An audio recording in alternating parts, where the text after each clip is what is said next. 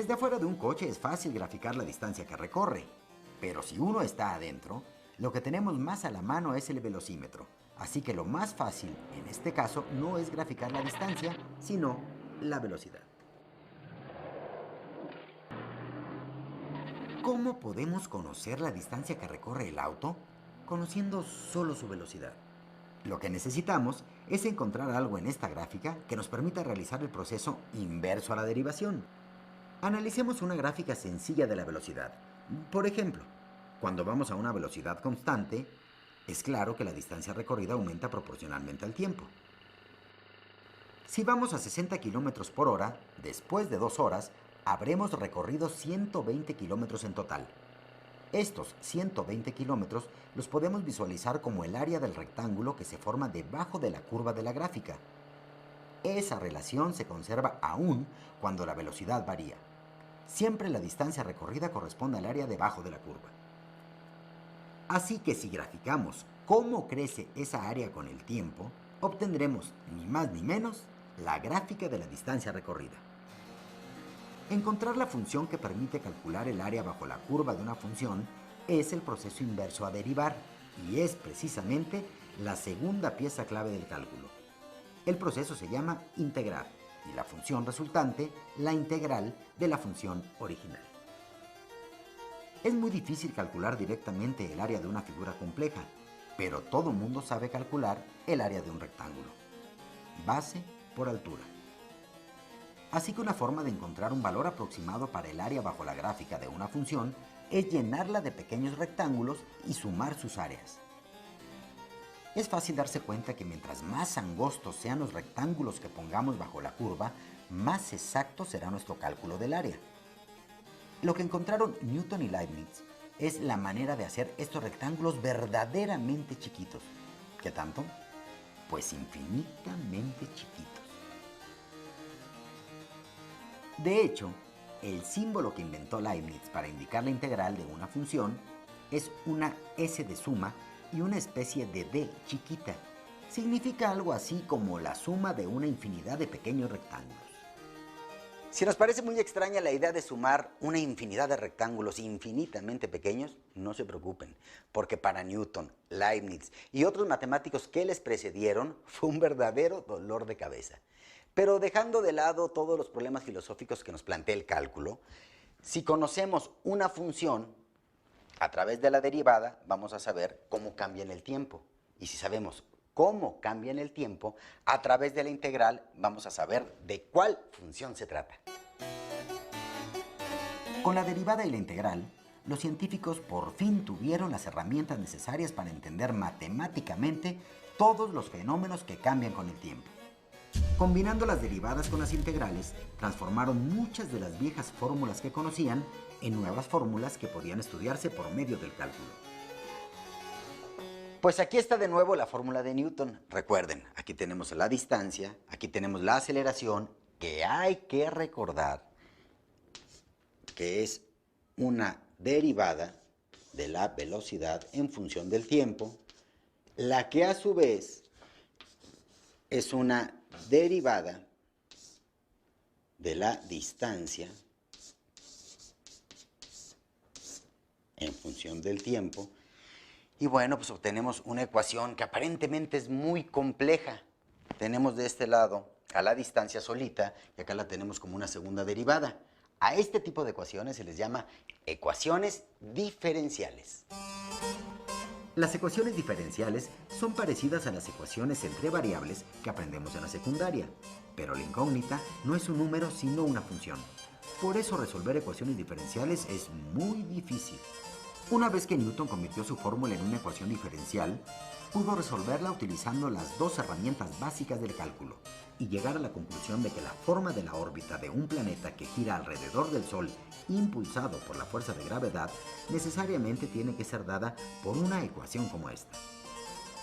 Esta es la ecuación de una figura cónica, es decir, una hipérbola, parábola o elipse. Pero las hipérbolas y parábolas son abiertas, es decir, describen órbitas de cuerpos que una sola vez se acercan al Sol y después se alejan para siempre. Como este no es el caso de los planetas y los cometas conocidos, Newton concluyó que sus órbitas solo pueden tener una forma, la de una elipse. Este descubrimiento es sin duda uno de los logros más grandes de la civilización. Desde entonces, no se puede concebir al mundo sin el cálculo. La tecnología fue una de las actividades más beneficiadas con el nacimiento del cálculo. El cálculo permitió diseñar nuevas máquinas y edificar construcciones que nadie había imaginado. Hoy mismo, el cálculo es sin duda la herramienta matemática más importante de la industria. Todo lo que se produce a gran escala necesita cálculo. Desde la construcción de un gigantesco puente capaz de soportar grandes fuerzas durante muchos años, hasta el diseño de una sencilla lata de refresco, que tiene que almacenar la mayor cantidad de líquido gastando la menor cantidad de aluminio en su fabricación. ¿Se empiezan a dar cuenta por qué toda la producción industrial depende del cálculo? Como ya vimos, las latas de refresco, las sillas, los escritorios, los teléfonos, todo se diseña para maximizar algunas variables y minimizar otras, y para eso se aplican las derivadas. Y si el cálculo es imprescindible para la industria, es aún más importante para la ciencia. La unión del cálculo con la ciencia es un matrimonio indivisible. No se podría imaginar la física sin cálculo, ni la astronomía, ni la química, ni la economía. Y bueno, la mala noticia para quienes no les gustan las matemáticas, pero sí los animales, es que ni siquiera la biología se escapa del cálculo. Por ejemplo, los biólogos que estudian las extinciones de especies a menudo tienen que entender cómo se comporta una población de animales en el tiempo. Si una población vive sin restricciones de alimentación, la cantidad de individuos de la especie puede aumentar indefinidamente, como en el caso de estas bacterias. En otras palabras, si tomamos la cantidad de individuos en función del tiempo, su derivada será una constante multiplicada por ella misma, hasta que empieza a escasear el alimento, y la población decrece también de manera proporcional al número de individuos. Ambos fenómenos suceden con frecuencia en la naturaleza. Más interesante es si los animales tienen suficiente comida, pero enfrentan depredadores. Por ejemplo, aquí vemos las poblaciones de conejos y coyotes que comparten un mismo hábitat. Primero, los coyotes se dan un atracón y los conejos disminuyen. Pero cuando quedan pocos conejos, los depredadores empiezan a su vez a desaparecer por falta de alimento, lo que permite que aumente la población de conejos, y así se sigue indefinidamente. Esta situación puede graficarse en un plano si aceptamos que ahora en una dirección se mide la cantidad de conejos y en la otra la de coyotes. La figura resultante describe el comportamiento del ecosistema de conejos y coyotes y puede modelarse con una ecuación matemática que, a diferencia de las ecuaciones comunes, incluye derivadas de las cantidades. Por lo tanto, lo que tenemos es una ecuación diferencial que se puede resolver con las herramientas del cálculo, la derivada y la integral. Resolviendo la ecuación diferencial, podemos saber cómo cambia la población de conejos y coyotes en el tiempo.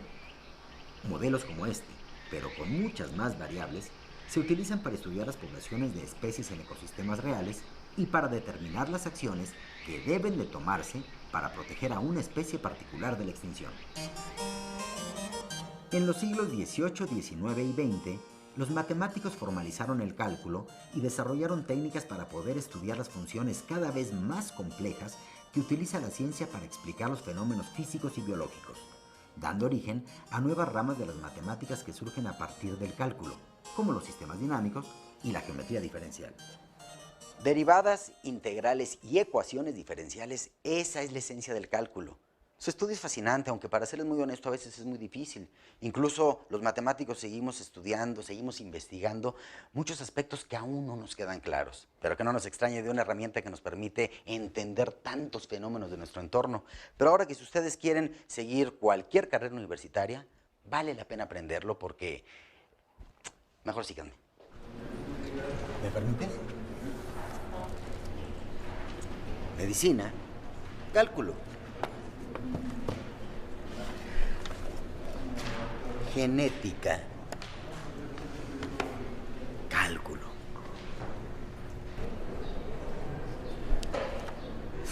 Astronomía, cálculo.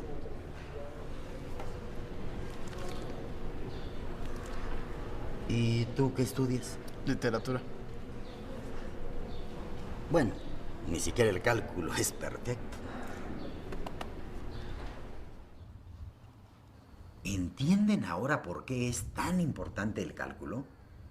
Es la herramienta matemática que ha permitido crear nuestra tecnología y estudiar todo lo que nos rodea.